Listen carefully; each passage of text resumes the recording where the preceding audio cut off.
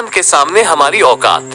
दोस्तों, आज हम जानने वाले हैं कि ब्रह्मांड के सामने हम इंसान क्या है हम इंसानों की ब्रह्मांड के सामने हैसियत। इस वीडियो को देखने के बाद आपका घमंड चूर चूर हो जाएगा जब आप जानोगे कि ब्रह्मांड कितना बड़ा है और इतने बड़े ब्रह्मांड में हम कहाँ एक्सेस करते हैं या फिर हमारा अस्तित्व इसके सामने कुछ मायने रखता भी है या नहीं। जानने के लिए वीडियो को पूरा जरूर देखें।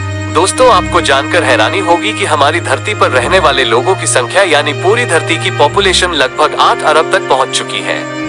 लेकिन धरती पर मौजूद ये सभी 8 अरब लोग लॉस एंजलिस जितनी जगह में समा सकते हैं। लॉस एंजलिस लगभग 1300 किलोमीटर के एरिया में फैला हुआ है। अगर हम बात करें हमारी धरती की, तो पूरी धरती लॉस एंजलिस से काफी ज्यादा बड़ी है। हमारी धरती का व्यास यानी धरती की मोटाई लगभग 13,000 किलोमीटर है। वहीं पर चांद का व्यास 3,500 किलोमीटर है। चांद इतना बड़ा है कि इसके अंदर 1 लाख हिमालय जैसे पहाड़ समा सकते हैं और हमारी धरती इतनी बड़ी है कि धरती के अंदर चांद जैसे लगभग 50 उपग्रह समा सकते हैं। समझ गए होंगे कि धरती कितनी बड़ी है। तो दोस्तों, जरा एक बार सोच कर देखिए, धरती के सामने हम कहाँ टिकते हैं। चांद धरती से 3,84,000 किलोमीटर की दूरी पर मौजूद है। इस दूरी के अंदर सोलर सिस्टम के सभी 8 ग्रह समा सकते हैं। अगर हम अपने सूरज की बात करें तो हमारा सूर्य धरती से 15 करोड़ किलोमीटर की दूरी पर मौजूद है। हमारे सूरज का व्यास लगभग 14 लाख किलोमीटर है। धरती के मुकाबले में सूरज इतना बड़ा है कि इसमें 13 लाख धरती समा सकती है। यानी सूरज की विशालता की कल्पना हम आंख बंद करके भी नहीं कर सकते। तो आप सोच लीजिए, हम इंसान सूरज की विशालता के सामने क्या औकात रखते हैं। न सिर्फ इंसान बल्कि सूरज की विशालता के सामने धरती और चांद की भी कोई हैसियत नहीं दिखाई देती। हमारे सौरमंडल के सबसे विशाल ग्रह जुपिटर के अंदर हमारी धरती जैसी 1300 धरती समा सकती है और जुपिटर जैसे 1000 ग्रह सूरज के अंदर समा सकते हैं। तो दोस्तों, सूरज न सिर्फ धरती बल्कि जुपिटर की औकात से भी कई गुना बड़ा है। लेकिन औकात की बात करें तो ये तो बस एक शुरुआत है। अगर हम बात करें पूरे सौरमंडल की, तो हमारे सौरमंडल का व्यास 282 अरब किलोमीटर। इतने बड़े सौरमंडल में हमारे 8 ग्रहों के साथ 5 पौने ग्रह, लाखों एस्ट्रॉइड और करोड़ों मीडियाराइट्स मौजूद हैं। सूरज से लेकर नेपच्यून तक की दूरी करीब 4.5 अरब किलोमीटर है। ऐसे में अगर हम सूरज से लेकर नेपच्यून तक सूरज की लाइन बनाएं तो इस लाइन में सूरज जैसे लगभग 3000 सितारे समा जाएंगे। तो आप समझ सकते हैं कि सोलर सिस्टम की साइज के सामने सूरज कितना छोटा है। अगर प्लूटो से हम सूरज को देखें तो हमारा सूरज प्लूटो से कुछ ऐसा दिखाई देता है। हमारा सौरमंडल प्लूटो के बाद भी कई गुना आगे तक फैला हुआ है। यहाँ तक हम देख चुके हैं कि सूरज की साइज भी इतने बड़े सौरमंडल के सामने काफी छोटी पड़ जाती है।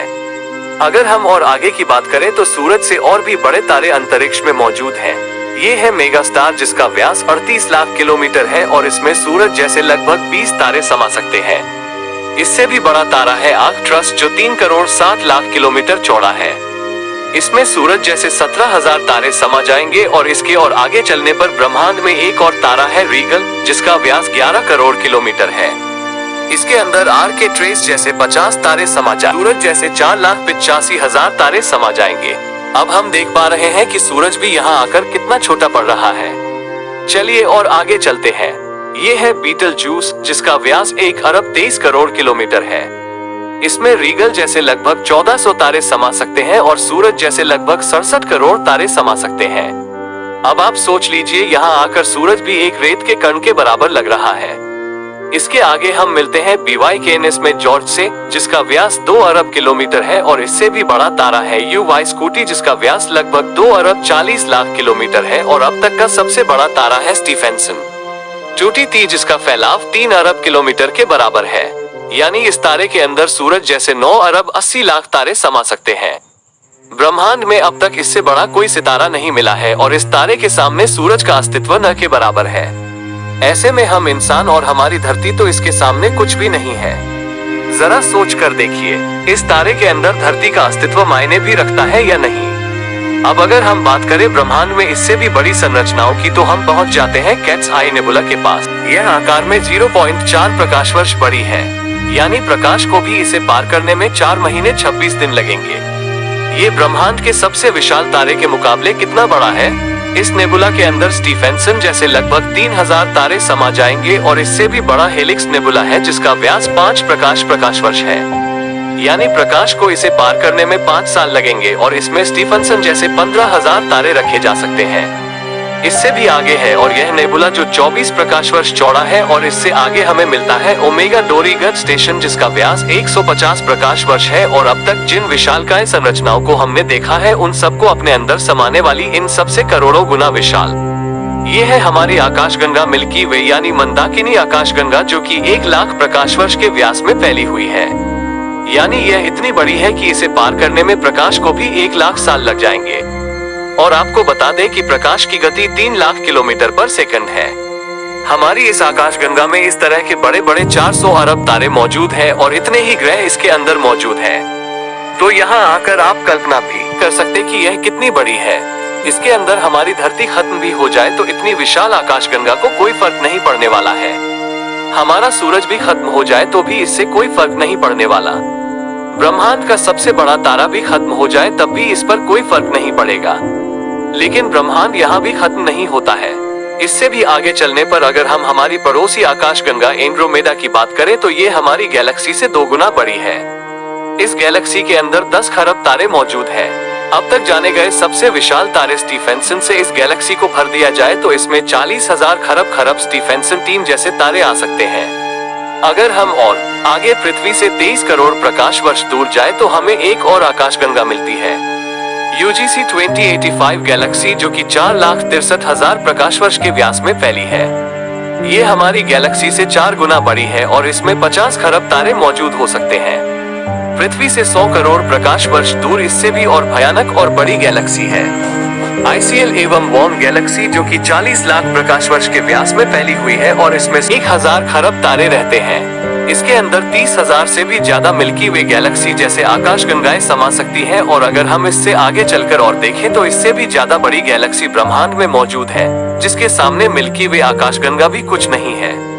पृथ्वी से 300 करोड़ प्रकाश वर्ष दूर यह है कि गैलेक्सी जो कि 1 करोड़ 60 लाख प्रकाश वर्ष जितने व्यास में फैली हुई है, इसमें हमारी मिल्की वे गैलेक्सी जैसी 40 लाख गैलेक्सी समा जाएगी। अब हम ब्रह्मांड के काफी बड़े स्केल पर पहुंच चुके हैं जहां हमारी गैलेक्सी जिसकी विशालता की हम कल्पना भी नहीं कर सकते वो भी इसके सामने कुछ नहीं है। लेकिन अब अगर हम और आगे चले और पूरे ब्रह्मांड की बात करें तो हमारा पूरा ब्रह्मांड जिसे हमने अब तक ऑब्जर्व किया है वो 93 अरब प्रकाश वर्ष के व्यास में फैला है और इसके अंदर ऐसी 200 अरब गैलेक्सी मौजूद है और ब्रह्मांड के सामने तो सबसे बड़ी आकाशगंगा क्यों नहीं, गैलेक्सी भी कुछ हैसियत नहीं रखती। और जब इतनी बड़ी गैलेक्सी भी ब्रह्मांड के सामने नहीं है तो सूरज और धरती की तो बात ही छोड़ दीजिए। और हम तो इसके सामने कहीं नहीं टिकते। जैसे 8 अरब लोग यानी हम सब पृथ्वीवासी मिलकर भी ब्रह्मांड के सामने कुछ भी नहीं है। बल्कि अगर इतने बड़े ब्रह्मांड में कहीं जीवन नहीं है और सिर्फ पृथ्वी पर ही जीवन है तो हम इतने बड़े ब्रह्मांड में काफी ज्यादा अकेले हैं। यहाँ पर ब्रह्मांड जो हमारी सोच से भी बड़ा है ये पूरी तरह से वीरान है। अगर ऐसा है तो ये काफी डरावना है।